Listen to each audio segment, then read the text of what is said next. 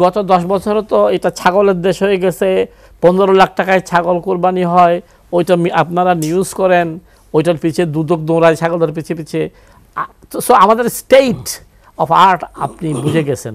এখন যে আন্দোলন হচ্ছে, কি পরিমাণ যে অর্থনৈতিক ক্ষতি হচ্ছে দেশের, এটা দেখার কেউ নেই এদেশে, এটা ভাবতে আমার লজ্জা লাগছে। অধ্যাপক ডক্টর রাসেল পারভেজ, আপনার কাছে যেতে চাই। এর আগে আমরা নানা অন্য আলোচনায়ও জেনেছি যে অর্থনীতি নিয়ে বেশ শঙ্কা উদ্বেগ প্রকাশ করা হচ্ছে। আমাদের ডলার নেই, ডলার সংকট, ব্যবসায়ীরা এলসি খুলতে পারছে না, নানামুখী তৎপরতার মধ্য দিয়ে আমাদের বাজেট গেল। আমি যেটা বলতে চাচ্ছি যে যে ঝুঁকির কথা বলা হয়, যে শঙ্কার কথা বলা হয়, তার মধ্যে আপনি দেখছেন যে শিক্ষার্থীদের কোটা বিরোধী আন্দোলন, এই আন্দোলন দীর্ঘায়িত হলে সেই ঝুঁকির উপরে অর্থনীতিতে বড় ধরনের ঝাঁকি আসবে কিনা, আপনার কি মনে হয়? আপনার মাধ্যমে আপনাদের সব দর্শককে সালাম, শুভেচ্ছা। আপনার প্রশ্নর ভিতরে গভীর প্রশ্ন লুকিয়ে ছিল। আমি বলতাম, আপনি সুবিধা করে দিলেন। এই এখন যে আন্দোলন হচ্ছে, উপর দিয়ে যা দেখা যাচ্ছে, এইটা এই এই এই এই আন্দোলন, কোটা আন্দোলন ইত্যাদি, কি পরিমাণ যে অর্থনৈতিক ক্ষতি হচ্ছে দেশের, এটা দেখার কেউ নেই এদেশে, এটা ভাবতে আমার লজ্জা লাগছে। ডেফিনেটলি আপনার পুরো দেশব্যাপী এটার ইফেক্ট। বেশ কয়েকদিন ধরে সড়ক মহাসড়ক বন্ধ আছে। নো, আপনার শুধু সড়ক মহাসড়ক নয়, আপনার যে সমস্ত আমরা যেটা সাপ্লাই চেইন যেটাকে বলি, সাপ্লাই চেইন, আপনার এটা লাগবে, সুতা লাগবে, ওনার এটা লাগবে, তেল লাগবে, টোটাল সাপ্লাই চেইন কোলাপস করেছে, সেটাই আমি বলতে চাচ্ছি এক। আর 2 নম্বর হচ্ছে অর্থনীতিকে নিয়ে আপনি যে প্রশ্নটা করলেন, যে কেউ সংকট, কেউ শঙ্কা, এগুলো যারা বলছে, এরা কেউ সাহসী অর্থনীতিবিদ না, জানের ভয় বেশি পায়। তো আপনার এখান থেকে ফিরে যাওয়ার সময় জান নিয়ে ফিরতে পারবো কিনা ভেবেই কলমা পরেই আসি। আমাদের অর্থনীতিকে আমরা I don't want to blame, আমাদের অর্থনীতিকে আমরা 12টা বাজিয়ে দিয়েছি।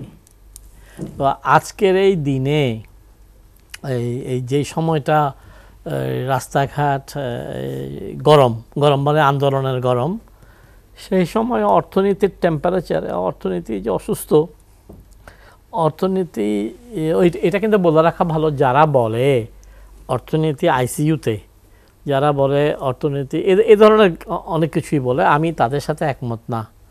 কিন্তু বাট ডেফিনেটলি অর্থনীতি মারাত্মকভাবে অসুস্থ, সংকটাপন্ন অবস্থা। অর্থনীতি অ্যাডমিটেড, এটাকে ভর্তি করা হয়েছে, কিন্তু মুশকিল হচ্ছে আমাদের মেডিকেল কলেজ, আমাদের হাসপাতালগুলোতে যেরকম ডাক্তাররা, রুগীরা আনঅ্যাটেন্ডেড থাকে, আমাদের অর্থনীতি আনঅ্যাটেন্ডেড। আমাদের অর্থমন্ত্রী থেকে শুরু করে এভরিবডি, অর্থ সচিব, এসব আমার ছোট ভাইরা হলো, চট্টগ্রাম বিশ্ববিদ্যালয়ের অর্থ সচিব, এটা শুধু 2টাই হলো। তো এনারা কিন্তু কেউ বলছে না যে কোনো কারণে আমরা এই অবস্থায় একটা হয়ে গেছে। ধরেন না বিরোধী দলের নেগেটিভ রাজনীতির জন্য হয়েছে, কিন্তু এখন তো আমাদেরকে বলতে হবে কিভাবে এটা আমরা রিপেয়ার করব, রিসাসিটেট করব। ওই ধরনের কোনো কথা নাই। এই যে এই সব কথাগুলো বলছে, আমাদের ইনফ্লেশন, প্রজেক্টেড ইনফ্লেশন 6.5, এটা তো বেকুবও বলবে না। মানে এটা বলার পরে আমার সাহস আছে, সেজন্য আমি বলছি যে এটা যে বলছে সে বেকুব। এই আমাদের ফুড ইনফ্লেশন মে ক্রস টু ডাবল ডিজিট, হ্যাঁ, আবার অনেক জিনিসের দাম কমবে। তো আপনি একটা গড় দাঁড় করিয়ে এটা ঠিক না। তো সব কিছু মিলে আমাদের এখনও লিক আছে। আমি যে কথাটা বারবার বলার চেষ্টা করতেছি, আমাদের যত ডলার আসার কথা যথাযথ পন্থায়, এখনও আপনার কি বলবো, ফাইন্যান্সিয়াল ক্রিমিনাল বা আর্থিক সন্ত্রাসীরা আমাদের এখানে সবচেয়ে বড় সমস্যা হয়ে গেছে যে রাস্তা সন্ত্রাসীর পাশাপাশি আপনি অনেক সন্ত্রাসী হোটেল, 5 স্টার হোটেল, ওয়েস্টিন, রেডিসন, আপনার চেয়ে দামি দামি 1-2-3 লাখ টাকা স্যুট পরে এরা সব সন্ত্রাসী, এরা আর্থিক সন্ত্রাসী। আর্থিক সন্ত্রাসীরা অর্থনীতির নিয়ন্ত্রণ নিয়ে ফেলেছে। তো যার জন্য এখানে অর্থমন্ত্রীর ভয়েসও লো, সবার ভয়েস লো। তো এমতো অবস্থায় আমাদের কি করতে হবে, আমার মনে হয় আপনাদের যারা মিডিয়াতে আছেন আপনাদেরই এখন প্রশ্নগুলো সেভাবে করা উচিত। আসলে পারভেজ, এর আগের এক আলোচনা আপনি বলেছিলেন যে মাননীয় প্রধানমন্ত্রী চীন সফরের আগে আপনি বলেছিলেন যে চীন থেকে হয়তো কিছু আর্থিক সহায়তা বা চীন থেকে যে ধরনের প্রকল্প পাওয়ার কথা সেটি পেলে হয়তো বাংলাদেশের অর্থনীতি আবার স্বাভাবিক গতি দ্বারা ধরে রাখা বা খেয়ে পরে বেঁচে থাকার অবস্থা তৈরি হবে। চীন সফর তো শেষ হলো, না হলে খবর আছে এখন কি অবস্থা? এরকম একটা কমেন্টস করেছিলাম। চায়না আমাদের প্রত্যাশিত টাকা 5 to 7 বিলিয়ন ইউএসডি এটা না দিলে খবর আছে। তো এখন আমিও সত্য হই নাই, যারা সমালোচক তারাও মিথ্যা প্রমাণিত হয়েছে। সেটা হচ্ছে যে চায়না হালকা পাতলাভাবে আমাদেরকে 1 বিলিয়ন ইউএসডি দেবে বলেছে, আর বেশ কিছু এমওইউ সরকারের সাথে সাইন হয়েছে, ডিক্লারেশন সাইন হয়েছে।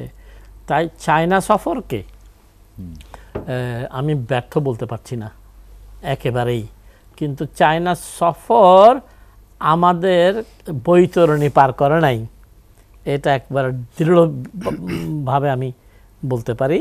যে আমরা এই যে পুল ফেরাত, আপনি তো সুন্দর সুন্দর সংকট এইসব বলছেন, অর্থনীতির ব্যাপার আমাদের আমরা পুল ছেড়াতে সামনে আছি, আমরা পুল ছেড়াত পার হতে পারি নাই।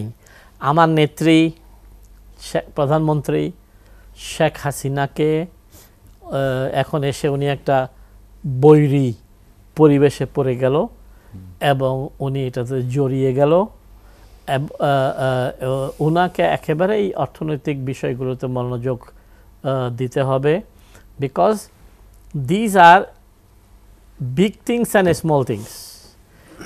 আমি এদেশের বিশ্ববিদ্যালয়ের শিক্ষক মজিদ ভাই, এটা ভাবতেও আমার লজ্জা লাগে যে শুধু আপনার 56% গরু, গাধা, ঘোড়া, ছাগল, 56% গরু, গাধা, ঘোড়া, ছাগল দেশ চালায়।